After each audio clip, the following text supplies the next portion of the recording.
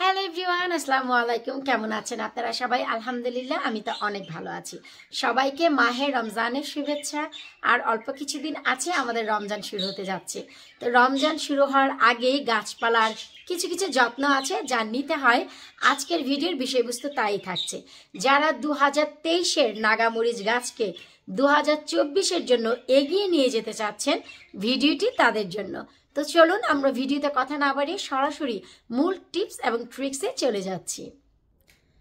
শুকর আলহামদুলিল্লাহ, এই হচ্ছে আমার 2023-এর নাগামরিচ। আশা করি আপনারা দেখতেই পাচ্ছেন কত চমৎকারভাবে গাছটির অগ্রগতি হয়েছে। শুধু তাই না, আমি আপনাদের আরও একটি জিনিস দেখাবো। সেটা হচ্ছে যখনই ডিসেম্বর, জানুয়ারি, ফেব্রুয়ারি ছিল, আমার গাছে যত ফুল এসেছিল, আমি কিন্তু নিজ হাতে সেই ফুলগুলোকে টেনে তুলে ফেলেছিলাম এবং বলেছিলাম যে আমি এখন ফুল রাখবো না, যখন মার্চ মাস শুরু হবে, মার্চের দিকে ফুল আসবে, সেই ফুলগুলো আমি রাখবো নাগার জন্য।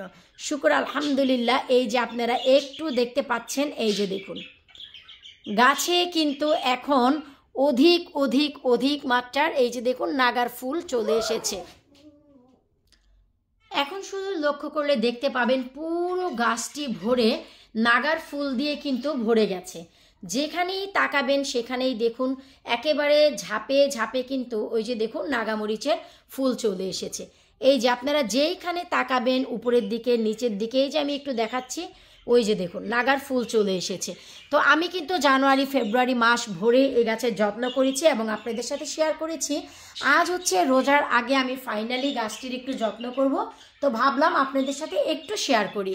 যেহেতু এখন এই ফুলগুলো এসেছে, এই ফুলগুলোকে টিকিয়ে রাখার জন্য, আরও অধিক ফুল আনার জন্য আমাদের গাছে পটাশিয়াম এবং ফসফরাসের খুবই প্রয়োজন। সবার শুরুতেই আমি বলবো, এই যে দেখুন আমি কিন্তু এখানে একটি মাটি তৈরি করেছি, যা হচ্ছে টবে কিভাবে মাটি তৈরি করতে হয়, যার একটি ভিডিও আমি আপনাদের সাথে শেয়ার করেছিলাম। তো সেখানে ঠিক একইভাবে মাটি তৈরি করে আমি গতকালকে এখানে দিয়েছি। কারণ এখন কিন্তু আমাদের পটাশিয়াম বলেন, ফসফরাস বলেন, সব কিছুর প্রয়োজন হবে, ক্যালসিয়াম বলেন এই গাছে। সো টবে মাটি কিভাবে তৈরি করতে হয় সেটা যদি জানা থাকে, সেটা যদি আপনাদের জানা থাকে, তাহলে এই সময় গাছে খাদ্যের জন্য কোনো অভাব হবে না। তো এটি হচ্ছে আমি শুকনো জৈব সার হিসেবে এই খাদ্যটি ব্যবহার করেছি। এখন কথা হচ্ছে, যেহেতু এটি 2023-2023-এর, তাই এখন আমি কিছুটা লিকুইড খাবার দিচ্ছি। এই যে দেখুন, তো কি দিচ্ছি আমি অবশ্যই আপনাদের সাথে শেয়ার করব। এই যে এটি আর কিছুই না, এটি হচ্ছে চাল ধোয়ার পানি প্লাস পটেটো স্টার্চ, যা হচ্ছে আলুর খোসার কষ, যাতে প্রচুর পরিমাণে ফসফরাস রয়েছে। আর চাল ধোয়ার পানিতে ভিটামিন B1 থাকে, যার কারণে মাটির নিচে ছত্রাক থেকে শুরু করে যে কোনো ধরনের রোগ থেকে আপনার গাছটিকে একেবারে বাঁচিয়ে রাখবে। এখন কিন্তু গাছটিকে বাঁচিয়ে রাখা খুবই খুবই খুবই জরুরি, এবং ফুলটিকে। তাই খাদ্য হিসেবে শুকনো জৈব সারের সাথে সাথে লিকুইড এই সারটি আপনাদের ব্যবহার করতে হবে, পটাশ এবং ফসফরাস এবং ভিটামিন B1 পাওয়ার জন্য। এবার মাটিতে যেন কোনো প্রকারের রোগ না হয়, তাই ভিটামিন B1 দিলাম এবং হচ্ছে ফসফরাস দিলাম, শুকনো জৈব সারও ব্যবহার করলাম। এখন হচ্ছে আমাদের যে কাজটি করতে হবে, কোনো প্রকারের পাতাতে যেন কোনো রোগ না আসে, তাই স্প্রে করে দিচ্ছি।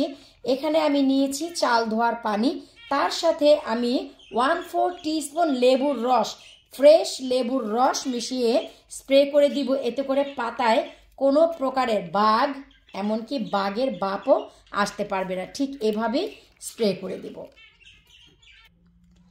এই তো দেখলেন। তো এখন হচ্ছে আমাদের এই গাছের পাতাগুলো যতটা আপনারা সুরক্ষিত দেখতে পাচ্ছেন, এই পাতাগুলোতে আমি বাক কিলার ব্যবহার করি অলওয়েজ, আমার ঘরে বানানো। তো আজ হচ্ছে আমি চাল ধোয়ার পানির সাথে লেবুর রস, ফ্রেশ লেবুর রস মিশিয়ে এখানে দিয়ে দিলাম।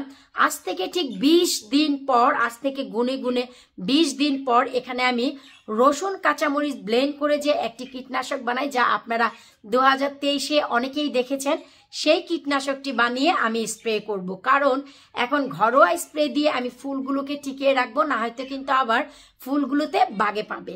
কারণ যেহেতু মার্চ মাস চলে আসছে,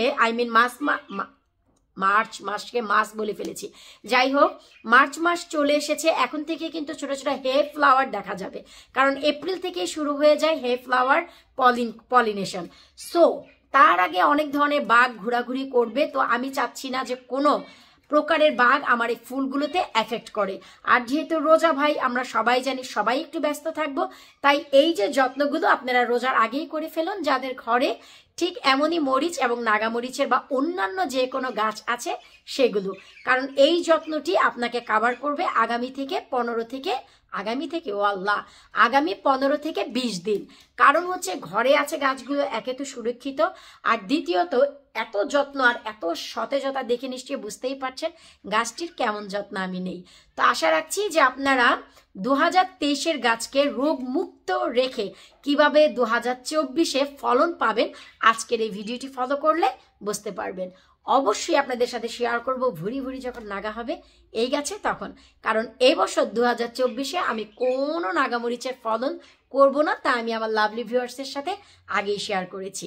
তাই এই গাছটি দিয়ে আমি যত্ন করব এবং আপনাদের সাথে শেয়ার করব, যেন নতুনরা আমার কাছ থেকে এই টিপসগুলো পেয়ে নতুনভাবে জার্নি শুরু করতে পারেন। আরও একটি কথা, যারা নতুনভাবে নাগামরিচের ফলন করতে চাচ্ছেন, এখনই রাইট টাইম নাগামরিচের বীজ জার্মিনেট করে আপনারা রুটিন করে তারপরে চারা বানাতে পারেন। যদি জানতে চান তাহলে ইউটিউবে গিয়ে লাবণী কিচেন সার্চ করে, সেখানে যদি সার্চ করেন যে কোনো ধরনের বীজের জার্মিনেশন চলে আসবে। একটি ভিডিও ফলো করলেই আপনারা নাগামরিচের জার্নিটি শুরু করতে পারবেন। তারপর ধাপে ধাপে স্টেপ বাই স্টেপ আমি আপনাদের সাথে শেয়ার করব খাদ্য, যত্ন, কীটনাশক কখন কি করতে হবে।